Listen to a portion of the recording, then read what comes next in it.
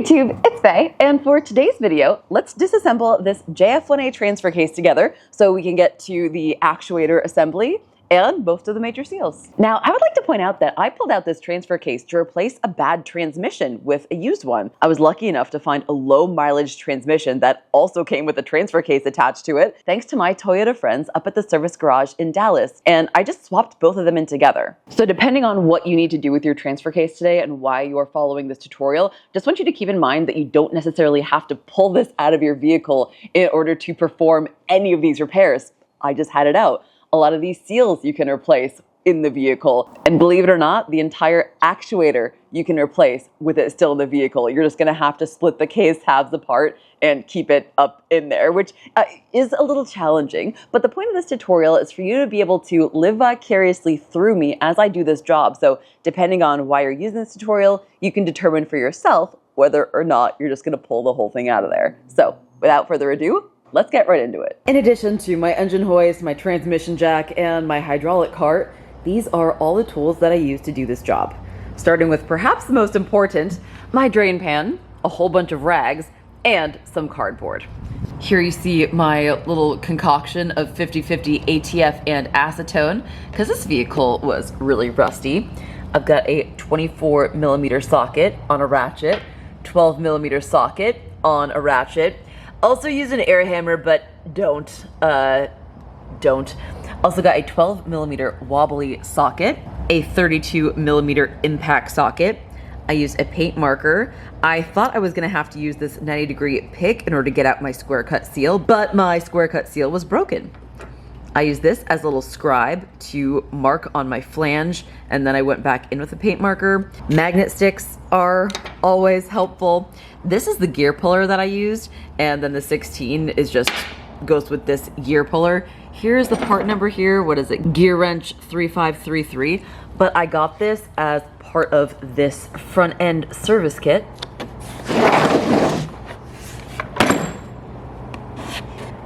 3533. I also used a 14mm ratcheting wrench. This is a long one for a little bit of leverage. 12mm wobbly impact socket, lots of different blocks of wood, a pry bar, and some soft hammers. I think I used both of these, but I had all of them out. All right, so let's swing this around so I can get to the torque converter. Let's get the torque converter out and get the fluid out. And then really, I should have drained the transfer case fluid as well. So no matter what, this is just gonna be, this is just gonna be messy. This is just gonna be messy, people. There's nothing we can do about it. It is heavy, so be prepared. Just also be prepared with your hands. You don't wanna pinch your fingers, so don't put your hands here to take it out. Ask me how I know. And this is like the heaviest part.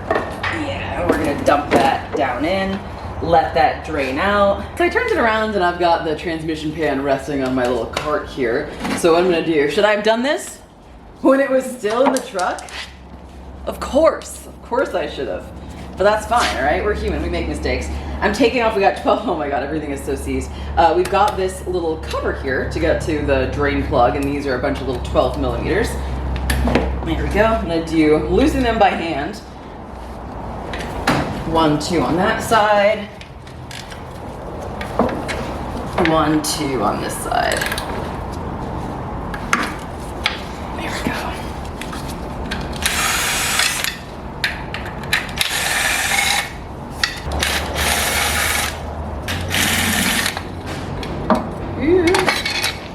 I've got my 24mm socket here. It's the drain plug.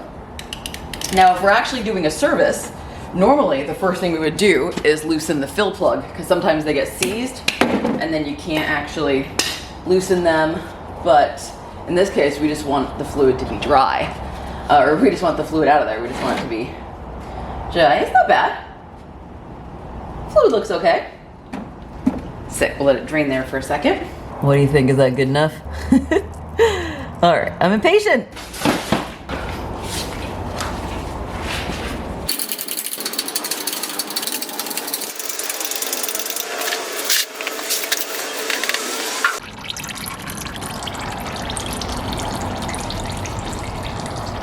I could leave leave it there all night, but I'm not that concerned about my shop floor.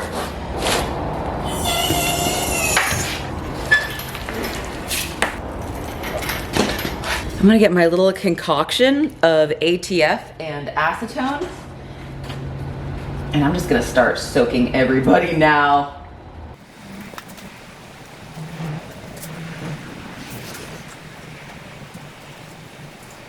So the first thing we have to do is remove this flange. So let's unstake this nut, and that nut in there is a 32. And this one's actually thin enough to get in there, so we're good to go. I'll link this one in the description below. I will be the first to say that I absolutely should not have unstaked that nut prior to loosening it. That was my bad. I was just following the service manual, and now I have to replace it. I could have been a little less aggressive with the area hammer too, but I got a bunch of new bits and I was excited to use them. Now this looked rusty, so I put some more of my 50/50 ATF and acetone mixture inside onto the splines and let that sit for a second while I drank some coffee. Now I'm positioning my gear puller there and tightening it up to yank that flange. And you can see how it's already eager to pull right off of there. That's amazing. We got lucky. Now, I didn't film this part, but I had a small chisel that I used as a scribe to mark the position of the flange prior to pulling it off. Once it was off, I cleaned the surface with brake parts cleaner, and then I highlighted my scribe marks with a paint marker to make it easier to see. Next, I've got my 14mm wobbly impact socket, and it's time to detach the transfer case from the transmission. So let's remove these 8 transfer adapter rear mounting bolts. There's one that's kind of in a funky place, and it requires using my 14mm ratcheting wrench. All these bolts are the same size, so don't worry about marking where they came from. Now, I'm no superwoman, so let's use tools. Work smarter, not harder, people. I'm hooking the transfer case back up to my engine hoist to separate it from the transmission. You just want to pull this straight up and off those dowel pins. And be careful not to damage the rear adapter oil seal with the transfer input gear spline. Oh, interesting. Look at the staining here. And this is obviously you see the pan here. So this is the bottom. So that seal had been leaking for quite some time. Yeah, because that's obviously we dripped a little bit of oil, or I'm sure we did, but that's not new right there. That's old, so, noted. Now let's load this thing up onto my hydraulic cart that I'll be using as a workbench. I got this at Harbor Freight on sale, and I love this thing. Let's begin the actual transfer case disassembly now. I've got my 12mm socket on my favorite ratchet, and we're gonna remove the 4 bolts holding this oil pump plate. I gently tap it with a soft hammer to break it loose. Then I gently use the factory pry points with a block of wood to separate that front plate. I go around and loosen everything incrementally. While this cover is off, I will definitely replace this rear oil seal, even though it looks to be in good shape. Behind this plate is an O-ring that should definitely be replaced. I wonder if this is what was leaking on mine. We will set that aside so we can compare it to our new one once I get that on order. Now we'll remove the square cut seal that will also need replacing so that I can easily slide off the oil pump rotor. These are fragile components, so I like to keep them together. Be careful not to drop them. So there's our oil pump right there. Now we've got to remove these 2 straight pins. Oof. They are so small, so just be really careful not to lose them. So now that all of this is disassembled, we can replace any of the seals that were leaking, get everything back together. But that wasn't my only problem with this transfer case. So I'm gonna move on to removing the other flange, which is for the front output shaft. Once again, got my 32mm socket. And let's see if I can get it out without removing the... See if I can not damage it this time. I learned my lesson and didn't unstake this nut prior to removal this time, and it came off no problem. And it appears to be in good enough shape to be reused. Oops, learn from my boo-boos, people. Since I didn't douse this one in fluid, I will be able to go right in with my purple marker and mark the orientation of the shaft flange for reassembly. And this one came off so easily with my gear puller, just like the other side. Amazing, and we can see the other oil seal here, so if you need to be replacing this one because it's leaking, here it is. But now I want to separate the case halves because I want to get to the actuator. So now we're going to remove all these little bolts, and I'm doing this with my 12mm wobbly impact socket. Once again, all of these bolts are the same length, so don't worry about keeping track of where you got them from. And to get to those last few, I just used a block of wood to prop the transfer case up at an angle for me. Now, separating the case can be tough if there's a ton of sealer on there. You have to be careful where you pry because the case is aluminum and you don't want to mar the sealing surface. I like to place the nut back on the front input flange and gently tap with a soft hammer to force that rear face of the case outward. You can see it start to separate here. I also tap the other flange, but that's just to shock it loose now that it's separate. That shaft is actually attached to the rear of the case. I gently use a pry bar on the factory pry points to get the cases off of the locating dowels, and then I was able to coax the two pieces apart. Now, in order to pull our actuator out, we're gonna have to remove these C-clips and then also these two 12mm bolts. So let's start with these C-clips, and I've just got some screwdrivers. You can use larger screwdrivers as well. This is just what I have here. And I like to rotate the C-clips so that the space is facing up. And then I like to use two screwdrivers. There's an actual tool for this, but I don't know, we all have two pocket screwdrivers. And then don't lose it. Okay, rotate it up.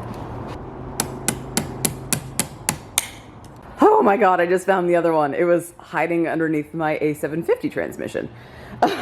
Wrong home there, little friend. Then I'm gonna loosen this one. So I've got my 12mm socket.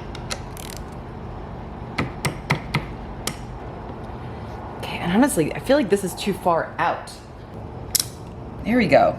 That's, yes.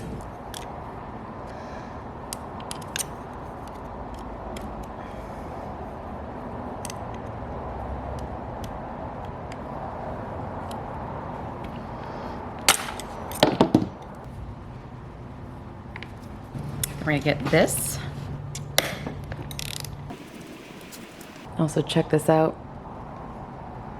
We have another square cut seal here that definitely needs to be replaced. So we're gonna make note of that one as well. And now we only have 3 bolts. I've got my 12mm wobbly impact socket. Once again, all 3 bolts are the same size. So we're not worried about paying attention to where they came out from, but now I'll be able to pull it out since those rods are loose. We're just overcoming that very stubborn O-ring. There we go. Woo! That is the O-ring right there. Goodness, it was just stuck in there. Pulling the actuator rods out was actually the most difficult part of this entire job. You have to painstakingly inch the forks along the rods in small increments until you're able to slide both the forks free. Make sure you pay attention to which rod went with which fork and the fork orientation as well. Goodness. Well, that is very precision fit. That was quite a little balancing act there. All right, but we got it out. And this is where I'm going to end this disassembly video. Sorry guys, I'm not gonna take it further apart. I don't need to replace any bearings or any gears or anything like that. All I needed to do was get to that actuator, which I'm assuming was the case for most of y'all watching this as well. And clearly I have a bunch of seals to replace. Now, I'm not going to put everything back together just yet because I actually need this open for a video that I'm making for Napa, which I'm really excited about. So stay tuned for that. But also, very interesting is right now there's a nationwide shortage of the special sealant that is used on these transfer cases because of a current campaign that Toyota is completing. So I have not been able to get my hands on the proper sealant. So I've got some on order. It's on back order. We'll see when I get it, and then I'll be able to finish up with this video. But thank you so much for watching. I hope you found this video helpful and entertaining. Thank you for liking and subscribing and for all of your positive comments that keep me going and making videos on this channel. I sincerely appreciate it, and I hope you guys have a great rest of your day. Bye.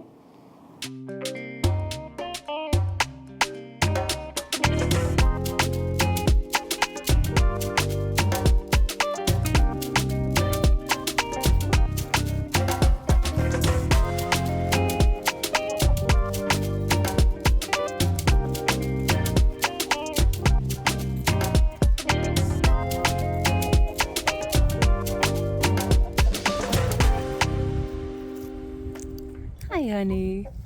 Hi, darling.